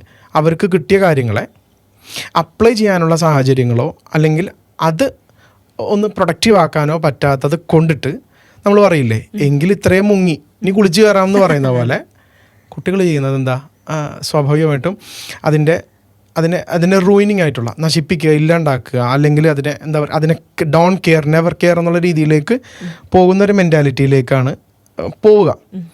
So എനിക്ക് തോന്നുന്നു നേരത്തെ ചോദിച്ച ചോദ്യത്തിനൊന്ന് കണക്ട് ചെയ്ത് കഴിഞ്ഞാൽ പ്രാക്ടിക്കാലിറ്റി വരുന്നത് നമുക്കതിനുള്ള സാഹചര്യങ്ങൾ ഇപ്പോൾ ഫിസിക്സിന് കെമിസ്ട്രിക്കൊക്കെ ലാബ് കാര്യങ്ങളൊക്കെ ഓൾറെഡി ഉണ്ട്. ആരും കാണാറില്ല ലാബൊന്നും, അല്ലേ? അതുപോലും ചോദ്യചിഹ്നങ്ങളാണ് ചിലപ്പോൾ പൊടി പിടിച്ച് കിടക്കുന്ന, അല്ലെങ്കിൽ ഏതെങ്കിലുമൊക്കെ വിധത്തിൽ ഇങ്ങനെയാണ്. ഇത് തന്നെയാണ് നേരത്തെ ഞാൻ പറഞ്ഞു സ്കൂൾ സിസ്റ്റത്തിലുള്ള ഈ ഒരു ലാക്കിങ് കാര്യം. They are not connecting it with the practical. അതെ, അത് കണക്ട് ചെയ്യുന്നില്ല. ഇത് കുട്ടികളിൽ എന്ത് ചെയ്യുന്നുണ്ട്, വല്ലാത്ത മടുപ്പ് വിദ്യാഭ്യാസത്തോടെ ഉണ്ടാക്കുന്നുണ്ട്. അത് തന്നെയാണ് അവർക്ക് അതിനോടുള്ള അവേർഷൻ കൊണ്ടുവന്നത്. കുട്ടികളിൽ പഠിക്കാൻ താല്പര്യമില്ല. കാര്യം ദേ ആർ സീയിങ്. മുൻപൊക്കെ ഇപ്പോൾ ഇന്ത്യയിൽ പഠിക്കുന്ന അല്ലെങ്കിൽ കേരളത്തിൽ പഠിക്കുന്ന കുറച്ച് കുട്ടികൾക്ക് അവർ ആരെയാണ് കാണുന്നത്, സ്വാഭാവികമായിട്ട് അവരുടെ ചുറ്റുവട്ടത്തുള്ള, ഇപ്പോൾ ഉദാഹരണം പറഞ്ഞാൽ എറണാകുളത്ത് പഠിക്കുന്ന, അല്ലെങ്കിൽ കലൂർ പഠിക്കുന്ന, അല്ലെങ്കിൽ ആലുവയിൽ പഠിക്കുന്ന കൂട്ടുകാരൊക്കെ അല്ലേ കാണുക. But they are already seeing the peoples, childrens who are studying in Japan, in Finland, അങ്ങനെ ഓരോ രാജ്യങ്ങളിൽ ഓരോ കുട്ടികളൊക്കെ കാണുന്നുണ്ട്. അപ്പോൾ ദേ ആർ തിങ്കിങ് ദാറ്റ്, എന്താ പറയുക, അവരിങ്ങനെ ആലോചിക്കുകയാണ്, why we are not like that. അതെ, ശരിയാണ്. എൻ്റെ അടുത്ത് പല കുട്ടികളും പറയാറുണ്ട്. ഇല്ലേ? അത് ആ ഇന്നത്തെ കാലത്ത് ഒരിക്കലും നമുക്കിനി കുട്ടികളെ ഈ പറഞ്ഞ പോലെ രീതിയിൽ പോകാൻ പറ്റില്ല.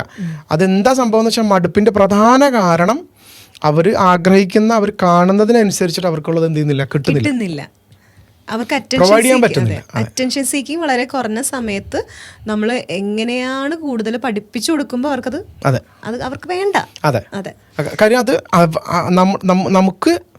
നമുക്കിപ്പോൾ നിലവിലുള്ള സിലബസ് എങ്ങനെയെങ്കിലും തീർക്കണം എന്നും ആ സിസ്റ്റത്തിൽ പുറത്തേക്ക് പോയാൽ ഉണ്ടാകുന്ന ചിലവുകളെ കുറിച്ചൊക്കെയാണ് ആലോചന. പല മന്ത്രിമാരും ഒക്കെ സംസാരിക്കുന്നത് അതിൻ്റെ ബാധ്യതകളെ കുറിച്ചിട്ടാണ്. പക്ഷേ കുട്ടികൾക്ക് കൊടുക്കേണ്ടുന്ന കാര്യങ്ങളെക്കുറിച്ച് ചിന്തിക്കാതെ മറ്റു കാര്യങ്ങളിലാണ് ഇൻവെസ്റ്റ്മെൻറ്റുകൾ പോയിക്കൊണ്ടിരിക്കുന്നത്. ഓക്കെ, ദാറ്റ് എന്താ പറയുക, മറ്റൊരു ടോപ്പിക്കാണ്. പക്ഷേ എങ്കിൽ പോലും ഈ ഒരു വിഷയം, ഈ ഒരു പ്രാക്ടിക്കൽ സൈഡിൻ്റെ ഒരു വാക്വം അത് പ്രകടമാണ്. കേരളത്തിലെ വിദ്യാഭ്യാസം ലിറ്ററസി വെച്ചിട്ട് നമ്മൾ ഭയങ്കരമായിട്ട് ഊറ്റം കൊള്ളുന്ന ഒരു കാര്യമാണ്. പക്ഷെ ഞാൻ പറയട്ടെ, കുട്ടികൾ എന്തുകൊണ്ടാണ് എന്നിട്ട് പുറത്തോട്ട് പോകുന്നത്? അവർക്ക് അവരുടെ കഴിവ് ഉപയോഗിക്കാൻ പറ്റുന്ന ഒരു ഫെസിലിറ്റി ഇവിടെ ഇല്ലാത്തതുകൊണ്ടും. അതെ, അവർ കാണുന്നത് ഇവിടെ അതൊന്നും കാണുന്നില്ല, സാധ്യതകൾ കാണുന്നില്ല, അല്ലെങ്കിൽ ഇവിടെ ബിൽഡ് ചെയ്യാനുള്ള സാഹചര്യങ്ങൾ അവർക്ക് എന്ത് ചെയ്യുന്നില്ല, കൊടുക്കുന്നില്ല. അപ്പോൾ ഇന്നിപ്പോൾ ആ ഒരു ഔട്ട്ഫ്ലോ, ഒരു ഫ്ലോ വന്നേക്കുന്നതിൻ്റെ ഒരു എന്താ പറയുക, മറ്റു രാജ്യങ്ങളിലേക്കുള്ള ഫ്ലോ പ്രത്യേകിച്ച് വന്നേക്കുന്നതിൻ്റെ പ്രധാന കാരണം അവരവിടെ കാണുന്നുണ്ട്. അപ്പോൾ അവരത് തേടിയാണ് പോയിക്കൊണ്ടിരിക്കുന്നത്. ഇവിടെ literacy means just textual literacy എന്ന് ഞാൻ പറയും. ഇപ്പോൾ ഞാൻ പണ്ട് ഒരു പാരലൽ കോളേജിൽ വർക്ക് ചെയ്തിട്ടുണ്ട്. ഞാൻ ഈ കുറെ എക്സ്പീരിയൻസ് പറയുമ്പോൾ സാർ വിചാരിക്കരുത് എനിക്ക് കുറെ പ്രായമായിട്ടൊന്നുമില്ല. അപ്പോൾ ആ സമയത്ത് പാരലൽ കോളേജിൽ പഠിക്കുമ്പോൾ അവർ വരുന്ന ഏരിയയിലെ കുട്ടികളൊക്കെ വളരെ മോശപ്പെട്ട ഏരിയയിൽ നിന്ന് വരുന്ന കുട്ടികളായിരുന്നു. പുകവലിക്കുമായിരുന്നു, കള്ളുടിക്കുമായിരുന്നു. അപ്പോൾ ടീച്ചറിന്റെ ഡ്യൂട്ടി എന്ന് പറയുന്നത് ക്ലാസ്സിൽ കയറുമ്പോൾ ഇവർ പുക വലിച്ചിട്ടുണ്ടോ കള്ളു കുടിച്ചിട്ടുണ്ടോ എന്ന് അറിയുകയായിരുന്നു. അപ്പോൾ ഇവർ കയറുന്നതിന് മുമ്പ് ഇവർ ചെയ്യുന്നത് ആദ്യം ബാത്റൂമിൽ പോയിട്ട് വായൊക്കെ കഴുകി ബബിൾ പുക കഴിച്ചിട്ട് വരുമായിരുന്നു ഇവര്. അപ്പൊ ഞാൻ എന്ത് ചെയ്തു, ആദ്യമേ ബാത്റൂം അങ്ങോട്ട് പൂട്ടി. എന്നെക്കാളും നല്ല ഹൈറ്റുള്ള പിള്ളേരായിരിക്കും. ഇവന്മാർ എന്തെങ്കിലും കഴിച്ചിട്ടുണ്ടെന്ന് അറിയാൻ വേണ്ടി ചിലപ്പോൾ ഇവരുടെ കോളറിൽ കുത്തിപ്പിടിക്കാൻ എനിക്ക് മണക്കാൻ പറ്റത്തില്ലല്ലോ. ഇങ്ങനെ താഴ്ത്തിയിട്ട് കള്ളുടിച്ചിട്ടുണ്ടോടാ, പുക വലിച്ചിട്ടുണ്ടോടാ ചോദിക്കേണ്ട ഒരു അവസ്ഥ ഒരു 4 കൊല്ലം മുമ്പ് ഉണ്ടായിട്ടുണ്ട്. പക്ഷെ അവര് മിസ്സിന്റെ കാര്യം നോക്കിക്കേ എന്നൊന്നും ഇതുവരെ പറഞ്ഞിട്ടില്ല കേട്ടോ. എന്താ മിസ്സിന്റെ കാര്യം നോക്കി, മിസ് കുടിച്ചോ ഇല്ലയോ എന്ന് മിസ് എന്ത് കാര്യത്തിനാ അറിയുന്നത്, മിസ്സിന്റെ പഠിപ്പിക്കുന്ന കാര്യം ബാത്റൂം തുറക്ക് എന്നൊക്കെ പറഞ്ഞ് അവർക്ക് ഷൗട്ട് ചെയ്യായിരുന്നു. പക്ഷെ അങ്ങനെയൊന്നും ചെയ്തിട്ടില്ല. മിസ്സേ എന്നൊക്കെ പറയില്ല, മിസ്സേ കുടിച്ചിട്ടില്ല, മിസ്സേ ചെയ്യൂല, മിസ്സേ എന്നൊക്കെ പറഞ്ഞ് വിടുമായിരുന്നു. അവരുടെ ഒരു കൈക്കുള്ളൂ ഞാൻ ആക്ച്വലി. പക്ഷെ ഇന്ന് ഞാൻ പഠിപ്പിക്കുന്നത് ഹൈസ്കൂൾ കുട്ടികളെയാണ്. അവരുടെ അടുത്ത് ഇപ്പൊ സംസാരിക്കാൻ എനിക്ക് പേടിയായി തുടങ്ങി. 4 കൊല്ലം മുമ്പുള്ള ടീച്ചറല്ല ഇപ്പൊ ഞാൻ. ഇപ്പൊ എനിക്ക് പേടിയുണ്ട്. ഇനി ഞാൻ എന്തെങ്കിലും പറഞ്ഞു കഴിഞ്ഞാൽ അവർ ചിലപ്പോ പ്രതികാരം ചെയ്യാൻ പോകുന്നത് എന്റെ മോനിലേക്കായിരിക്കോ എന്നൊക്കെ ഒരു പേടി വന്നു തുടങ്ങി. 4 കൊല്ലം മുമ്പ് ഇവരെക്കാളും വലിയ പിള്ളേരെ കുത്തിരി പിടിച്ചിട്ടുണ്ട്. പക്ഷെ അന്നില്ലാത്ത പേടിയാണ് എനിക്ക് ഇപ്പൊ ഞാൻ ഫേസ് ചെയ്യുന്നത്. ഇവരുടെ അടുത്തൊന്ന് പറഞ്ഞ് അപ്പൊ തന്നെ ഇവര് മുഖമൊക്കെ മാറ്റും. അപ്പൊ എനിക്ക് പേടിയാവും, ഈ അടുത്തത് കൈയായിരിക്കും വരാൻ പോണെ എന്നൊരു പേടി വന്നു തുടങ്ങി. എനിക്ക് ഹാൻഡിൽ ചെയ്യാൻ പറ്റുന്നില്ല ഈ ഒരു ജനറേഷനെ. അപ്പൊ ഇതെന്താ ചെയ്യാ സാർ? ശരിക്കും ഈ പോസ്റ്റ് കോവിഡ് എന്ന് പറയാം നമുക്കതിനെ. ഒരു കൊറോണയ്ക്ക് ശേഷമുള്ള വിദ്യാഭ്യാസം അല്ലെങ്കിൽ നമ്മുടെ ഒരു സ്കൂൾ വിദ്യാഭ്യാസ രീതിയും ഒക്കെ പാടെ മാറിയിട്ടുണ്ട്. കാര്യം ഈവൻ കുട്ടികളുടെ അറ്റൻഷൻ സ്പാൻ മുതൽ അവരുടെ കോൺസെൻട്രേഷൻ, അവരുടെ ഫോക്കസ് ഒക്കെ, അവരുടെ ചോയ്സുകൾ വരെ, സാധ്യതകൾ ഒരുപാട് മാറിയിട്ടുണ്ട്. അപ്പോൾ നമുക്ക് ഒരു കാര്യമേ അവിടെ പറഞ്ഞു നിർത്താനായിട്ട് പറ്റത്തുള്ളൂ. ഇതിനൊരു കോമൺ ആയിട്ടുള്ളൊരു സൊല്യൂഷനിലേക്ക് എത്തേണ്ടതുണ്ട്. കോമൺ ആയിട്ടുള്ളൊരു സൊല്യൂഷൻ എന്ന് വെച്ച് കഴിഞ്ഞാൽ ഞാൻ നേരത്തെ സൂചിപ്പിച്ചത് തന്നെയാണ്. ഈ കുട്ടികളിലെല്ലാം കാണുന്ന ഒരു പ്രവണത എന്താണെന്ന് വെച്ച് കഴിഞ്ഞാൽ ഓൾമോസ്റ്റ് അവർ ഒരു സ്റ്റഡീസ് പോയിക്കൊണ്ടിരിക്കുന്നത് it's a kind of mechanical way, ഒരു പ്രോസസ്സ് പോലെ. അതങ്ങനെ അവരവരുടെ സൈഡിലൂടെ അതങ്ങനെ കടന്നു പോയിക്കൊണ്ടിരിക്കുന്നുണ്ട്. നമുക്കറിയാം ഇപ്പോൾ പോയിക്കൊണ്ടിരിക്കുന്ന ഒരു റൂട്ട് അത്ര കാലം അങ്ങോട്ട് എന്ത് ചെയ്യില്ല, അത് ഇനി ഫലിക്കില്ല എന്നുള്ളത് നമുക്കറിയാം. ആൻഡ് പാരലൽ ടു ദാറ്റ് അവിടെ എന്ത് ചെയ്യുന്നുണ്ട്, വേറെ ഒരു ഓൾട്ടർനേറ്റീവ് വേൾഡ് എന്ത് ചെയ്തുകൊണ്ടിരിക്കുന്നുണ്ട്, ഒരു ക്രിയേറ്റ് ചെയ്ത് വന്നുകൊണ്ടേ ഇരിക്കുന്നുണ്ട്. ഞാൻ പറഞ്ഞു വന്നത് വി ക്യാൻ ബി ഹോപ്പ്ഫുൾ. നമുക്ക് എന്ത് ചെയ്യാം, പ്രതീക്ഷയോടുകൂടി ഇരിക്കാം. നമുക്ക് പ്രതീക്ഷ നഷ്ടപ്പെടേണ്ട ആവശ്യമില്ലെന്നാണ് ഞാൻ മനസ്സിലാക്കുന്നത്. Till we take some precautionary measures. എന്താണെന്ന് വെച്ച് കഴിഞ്ഞാൽ ഈ ഇഷ്യൂസ് ഒന്നും നമുക്ക് അത് ഏതെങ്കിലും ഒരാൾ വിചാരിച്ചാലോ ഏതെങ്കിലും ഒരാളുകൾ അല്ലെങ്കിൽ ഒരു കൂട്ടം ഒരു ഫാമിലിയോ മാത്രം വിചാരിച്ച് നടക്കുന്ന കാര്യമേ അല്ല. അപ്പോൾ അതിന് എനിക്ക് തോന്നുന്നു അതിന് നമുക്ക് എന്താ പറയുക, വേണ്ടത് എന്താണെന്ന് വെച്ച് കഴിഞ്ഞാൽ ഈ കുട്ടികൾക്ക് ഒരു സേഫ്റ്റി, ഓക്കെ, ദാറ്റ് മീൻസ് ഒരു സേഫ്റ്റി കൺസേൺസ് ഉണ്ടാവുമല്ലോ കുട്ടികൾക്ക്. എന്താ സേഫ്റ്റി എന്ന് വെച്ച് കഴിഞ്ഞാൽ അവരെ കുറിച്ചിട്ട് തന്നെ ഉള്ള കുറേ സെൽഫ് ഇമേജിൻ്റെ ഇഷ്യൂസൊക്കെ ഉണ്ട് ഈ കുട്ടികളിൽ ഒരുപാട് കാര്യങ്ങളിൽ. പിന്നെ ആ സെൽഫ് ഇമേജ് കൂടാണ്ട് ഇവർക്ക് ഉണ്ടായിട്ട് വന്നിട്ട് ഇപ്പോൾ ഫോർ എക്സാമ്പിൾ ഇപ്പോൾ അവരെ കുറിച്ചിട്ട് തന്നെ ഇമേജുകൾ ഉണ്ടാക്കി കൊടുക്കുന്ന വിധത്തിലുള്ള സിനിമകളാണെങ്കിൽ പോലും, ഇനി അവരെ ഇൻഫ്ലുവൻസ് ചെയ്തുകൊണ്ടിരിക്കുന്ന മീഡിയാസ് കാര്യങ്ങളൊക്കെ ആണെങ്കിലും ഇൻസ്റ്റഗ്രാം ആണെങ്കിലും ഒക്കെ ഒരുപാട് സോഷ്യൽ മീഡിയാസ് ഇൻഫ്ലുവൻസ് അവരിൽ എന്ത് ചെയ്തുകൊണ്ടിരിക്കുന്നുണ്ട്, ഇൻഫ്ലുവൻസ് ചെയ്യുന്നുണ്ട് ഒരുപാട്. അതുകൊണ്ടാണല്ലോ ഇൻഫ്ലുവൻസേഴ്സ് എന്ന് വിളിക്കുന്നത്. And they are just shooting എന്താ പറയുക ദാറ്റ് മച്ച് കണ്ടൻസ്. അവർക്ക് കണ്ടൻസ് ഉണ്ടാക്കാൻ വേണ്ടിയിട്ട് അവരെന്ത് ചെയ്തുകൊണ്ടിരിക്കുകയാണ്, ഓരോന്ന് ഇങ്ങനെ ചെയ്തുകൊണ്ടിരിക്കുക. ഞാൻ പറഞ്ഞു വന്നുകൊണ്ടിരുന്നത് വെച്ച് കഴിഞ്ഞാൽ ഇവിടെ എന്താ വേണ്ടതെന്ന് വെച്ച് കഴിഞ്ഞാൽ ആ ഡിസിപ്ലിൻഡ് എഡ്യൂക്കേഷനാണ് വേണ്ടത്. ദാറ്റ് മീൻസ് ഒരു ഡിസിപ്ലിൻ മീൻസ് കുട്ടികൾക്ക് എന്താ വേണ്ടത്, എന്തൊക്കെയാണ് ദാറ്റ് മീൻസ് ഏറ്റവും ചുരുങ്ങി ഞാൻ പറഞ്ഞോട്ടെ, എന്തിലൊക്കെയാണ് അവർക്ക് എഡ്യൂക്കേഷൻ കൊടുക്കേണ്ടത് എന്ന് കൃത്യമായിട്ടൊരു നമുക്ക് മനസ്സിലാവണം. That means how to deal a social media handle, എങ്ങനെയാണ് സോഷ്യൽ മീഡിയാസ് ഹാൻഡിൽ ചെയ്യേണ്ടത്, അതിലെ റീലുകൾ എങ്ങനെയാണ് അവർ ഹാൻഡിൽ ചെയ്യേണ്ടത്, ഇതൊക്കെ എഡ്യൂക്കേഷൻ കൊടുക്കേണ്ടതുണ്ട്. അതേപോലെ തന്നെ എങ്ങനെയാണ് പിന്നെ എന്താ പറയുക പൊളിറ്റിക്കലി പല കാര്യങ്ങളും ഇപ്പോൾ പൊളിറ്റിക്കലായിക്കൊണ്ടിരിക്കുകയെന്ന് പറയുന്നുണ്ട് കുട്ടികൾ. അപ്പോൾ എന്താണ് ശരിക്കും പൊളിറ്റിക്സ് മുതലായിട്ടുള്ള കാര്യങ്ങൾ ഇപ്പോഴും പൊളിറ്റിക്സ് പഠിപ്പിക്കുന്നുണ്ട്. പക്ഷേ ദേ ഡോണ്ട് നോ എന്ന രീതിയിലാണ്. അപ്പോൾ ഞാൻ പറഞ്ഞു ഇങ്ങനെ നമുക്ക് എന്ത് ചെയ്യാൻ പറ്റണം, അവരെ ഓരോ കാര്യങ്ങളിലോട്ട് കണക്ട് ചെയ്ത് അവർക്ക് വേണ്ടത് ഏതൊക്കെ വിഷയത്തിലുള്ള എഡ്യൂക്കേഷനാണ് അതെല്ലാം അവർക്ക് കിട്ടുന്നുണ്ടെന്ന് ഉറപ്പ് വരുത്തുക മാത്രമാണ് ഇതിനൊരു പോംവഴി എന്ന് പറയുന്നത്. അതെ, ശരി. ഇപ്പോൾ ഞാനൊരു സോഷ്യൽ സയൻസ് ടീച്ചർ ആയതുകൊണ്ട് തന്നെ ഇക്കണോമിക്സ് പഠിക്കാനുണ്ട്. അതിൽ മണി എന്താണ്, ഇൻകം എന്താണ്, എക്സ്പെൻഡിച്ചർ എന്താണെന്നൊക്കെ പഠിക്കുന്നത്. പക്ഷെ അതെങ്ങനെ ചെലവാക്കണമെന്ന് പഠിപ്പിക്കുന്നില്ല. എങ്ങനെ പൊട്ടിപ്പോയി കഴിഞ്ഞാൽ നമ്മളെങ്ങനെ അതിനെ ഫേസ് ചെയ്യണമെന്ന് പഠിപ്പിക്കുന്നില്ല. ഇപ്പോൾ പൊളിറ്റിക്സ് പറയുമ്പോൾ അതിന്റെ തിയററ്റിക്കലി പഠിപ്പിക്കുന്നുണ്ട്. സോഷ്യോളജി എന്താ, സൊസൈറ്റിയിൽ നമ്മൾ ജീവിക്കുന്നു, സോഷ്യൽ ആനിമൽ, സോഷ്യൽ ഹ്യൂമൻ ബീങ്സിനെ ഒരു കമ്മ്യൂണിറ്റിയെ കുറിച്ചൊക്കെ പഠിക്കുന്നു. അതും തിയററ്റിക്കലി പഠിപ്പിക്കുന്നില്ല. മീഡിയയുടെ ഒരു ചാപ്റ്റർ പിള്ളേർക്ക് പഠിക്കാനുണ്ട്. അതിൽ എന്തൊക്കെയാണ് മീഡിയ പണ്ട് കാലം തൊട്ടിട്ട് ഇന്ന് വരെ ട്രഡീഷണൽ ആൻഡ് മോഡേൺ മീഡിയ എങ്ങനെയാണ് എന്നുള്ള തിയറിറ്റിക്കൽ കൺസെപ്റ്റ് മാത്രമേ കൊടുക്കുന്നുള്ളൂ, വേറൊന്നും കൊടുക്കുന്നില്ല. അപ്പോൾ സാറ് ഇനി നമുക്കൊരു ഫൈനലിലേക്ക് പോവാം. കാരണം ഇത് വാസ്റ്റ് ടോപ്പിക്കാണ്. നമുക്കിത് സീരീസ് സ്റ്റാർട്ട് ചെയ്തത് കൊണ്ട് തന്നെ നമുക്ക് ഓരോ ടോപ്പിക്കിനെ കുറിച്ച് ഇനി ഡീറ്റെയിൽ ആയിട്ട് നമുക്ക് ഇനി വരും എപ്പിസോഡുകളിൽ സംസാരിക്കാം. അപ്പോൾ ഫൈനലി നമുക്കൊരു കാര്യം കൂടി പറഞ്ഞുകൊണ്ട് നമുക്ക് നിർത്താം. അതായത് ഞാനൊരു ഹീറോ ആണ്, അല്ലെങ്കിൽ അയ്യോ ഞാൻ അവരെ പോലെ അല്ലല്ലോ, അവനിക്കുള്ളതൊന്നും എനിക്കില്ലല്ലോ, അവന്റെ പിറകെ എന്തോരം പെൺപിള്ളേരാ, എന്റെ പിറകെ എന്താ പെൺപിള്ളേരില്ലാത്ത, അത് നേരെ തിരിച്ചുണ്ട്. അവളെ വന്നു എന്നെ കുറെ പേര് ഇഷ്ടമെന്ന് പറഞ്ഞു, എന്നെ ഒന്നും ആരും ഇഷ്ടമെന്ന് പറയുന്നില്ല. പണ്ട് എനിക്കിതുണ്ടായിട്ടുണ്ട് 10ാം ക്ലാസ്സിൽ പഠിക്കുമ്പോ എന്നെ ഒരാൾ വന്ന് ഇഷ്ടമാണെന്ന് പറഞ്ഞപ്പോ അപ്പൊ എന്റെ ഫ്രണ്ട്സിന്റെ പിറകെ കുറെ പയ്യന്മാരുണ്ടായിരുന്നു. അപ്പൊ എന്നെ കാണാനൊരു ഭംഗിയില്ലാത്തോണ്ടിട്ടാണല്ലോ എന്റെ പിറകെ പയ്യന്മാരൊന്നും ഇല്ലാത്ത. അങ്ങനെ 10ാം ക്ലാസ്സിൽ പഠിക്കുമ്പോഴാണ് എന്റെ അടുത്ത് ഒരാൾ വന്ന് ഇഷ്ടമെന്ന് പറഞ്ഞപ്പോ എനിക്ക് വല്ലാത്തൊരു സന്തോഷമായിരുന്നു. അപ്പൊ ഞാൻ എന്തോ ഒരു സംഭവമാണല്ലേ, എന്നെ വന്ന് ഇഷ്ടമെന്ന് പറഞ്ഞല്ലോ, അപ്പൊ എന്നെ കാണാനും കൊള്ളാല്ലേ എന്നൊക്കെ ഒരു ആറ്റിറ്റ്യൂഡ് എന്റെ ഉള്ളിൽ വന്നു തുടങ്ങി. ഇന്ന് സിറ്റുവേഷൻ മാറി. അന്ന് എനിക്കൊരു പേടി ഉണ്ടായിരുന്നു, പാരന്റ്സിന് പേടി ഉണ്ടായിരുന്നു. അവനേനോ തല്ലും, വീട്ടിൽ തല്ലും, അല്ലെങ്കിൽ പ്രശ്നമാണ് എന്നൊക്കെ ഒരു പേടി ഉണ്ടായിരുന്നു. എന്തെങ്കിലും അറിഞ്ഞാൽ പെട്ടെന്ന് കെട്ടിച്ചിടും. പക്ഷെ എന്റെ പാരന്റ്സ് അങ്ങനെ ഒന്നല്ല കേട്ടോ. എന്റെ കുടുംബത്തിൽ ഏറ്റവും അവസാനം കല്യാണം കഴിഞ്ഞത് എന്റെ അത്രയും പഠിപ്പിച്ചു. സമയം കിട്ടി.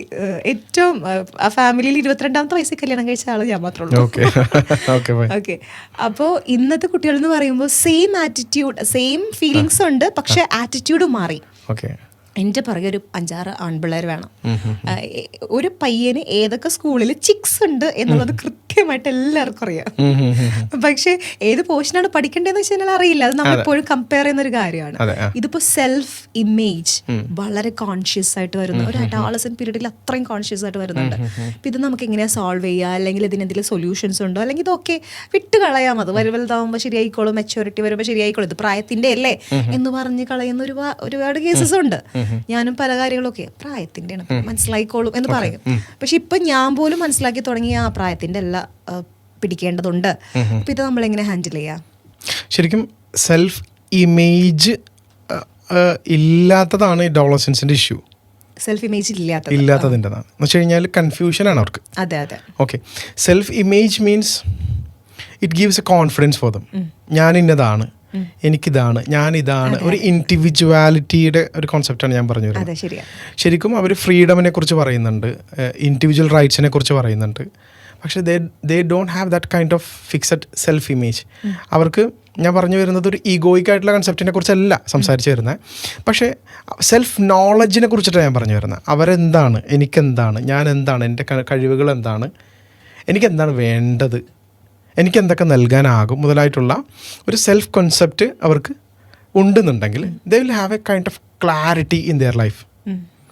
അപ്പോൾ സെൽഫ് ഇമേജുകൾ എന്ന് പറഞ്ഞു കഴിഞ്ഞാൽ, ഇമേജ് ആ ടേമിൽ തന്നെ നമുക്ക് മനസ്സിലാക്കാൻ സാധിക്കും, that is not a kind of real thing. അവർ എന്ത് ചെയ്യാണ്, ഐഡിയലായിട്ട് അവർക്ക് ഒരു ഇമേജ് ഉണ്ട്. ഇപ്പോൾ നമുക്കറിയാമല്ലോ, നമ്മുടെ കുട്ടികളിൽ തന്നെ BTS ഒക്കെ ഒരുപാട് ഇൻഫ്ലുവൻസ്ഡ് ആകുന്ന സംഭവങ്ങളല്ലേ.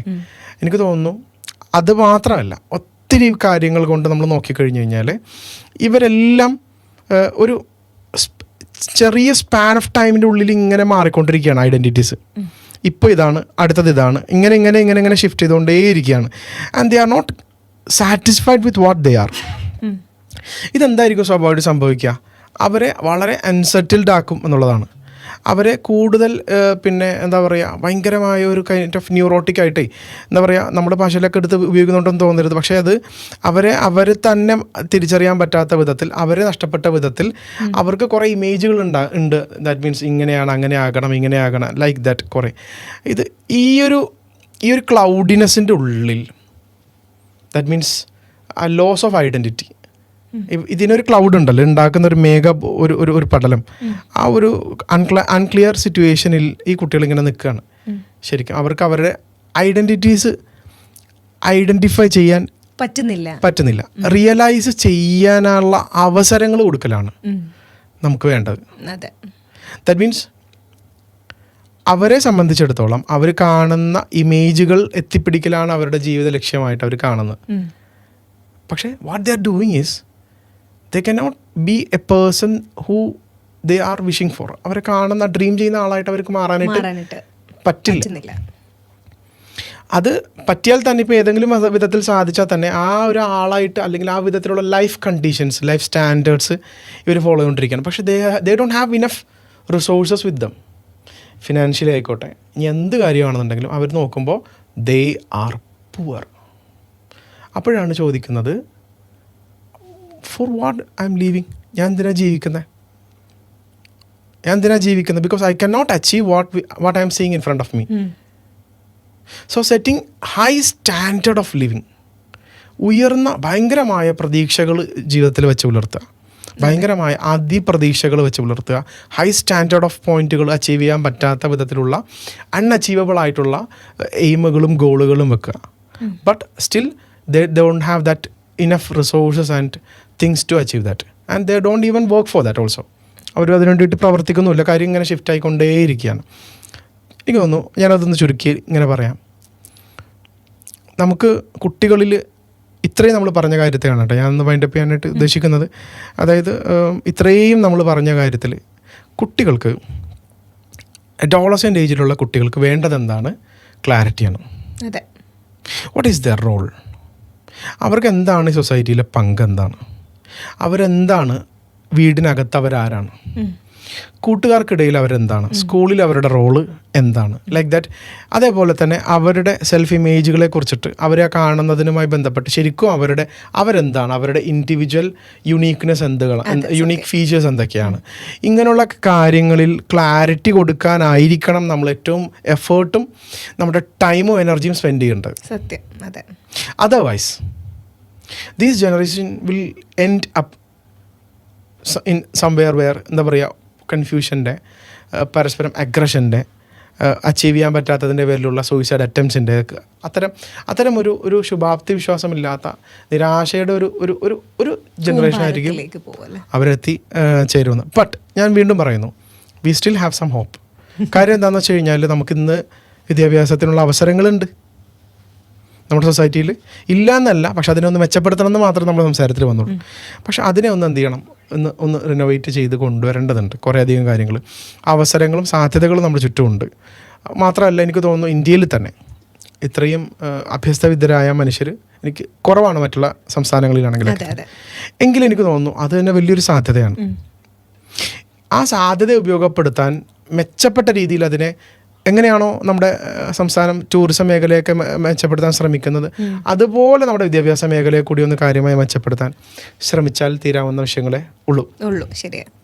Okay, thank you so much sir. ഒരുപാട് ഇൻഫോർമേഷൻസ് നമ്മൾ സംസാരിച്ചു അബൌട്ട് സൂയിസൈഡ് ആയിക്കോട്ടെ, പിള്ളേരിലുണ്ടാവുന്ന വേർബൽ ഇഷ്യൂസ് ഒക്കെ നമ്മൾ സംസാരിച്ചു. ഇനി ഒരുപാട് കാര്യങ്ങൾ സംസാരിക്കാനുണ്ട്.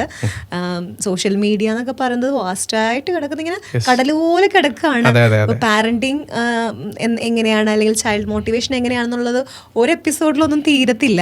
അപ്പോൾ ഇനിയും നമുക്ക് ഇതുമായി ബന്ധപ്പെട്ട് ഒരുപാട് സീരീസ് കണ്ടിന്യൂ ചെയ്യുന്നുണ്ട്. അപ്പോൾ ആ സമയങ്ങളിൽ നമുക്കിതിൻ്റെ കൂടുതൽ എന്താ പറയുക വിഷയങ്ങൾ കൈകാര്യം ചെയ്യാമെന്ന് വിശ്വസിക്കുകയാണ്. പക്ഷേ കുറച്ച് സമയത്ത് നമ്മൾ കുറേ കാര്യങ്ങൾ സംസാരിച്ചു എന്ന് വിശ്വസിക്കാൻ. Thank you so much for your valuable time. Thank you.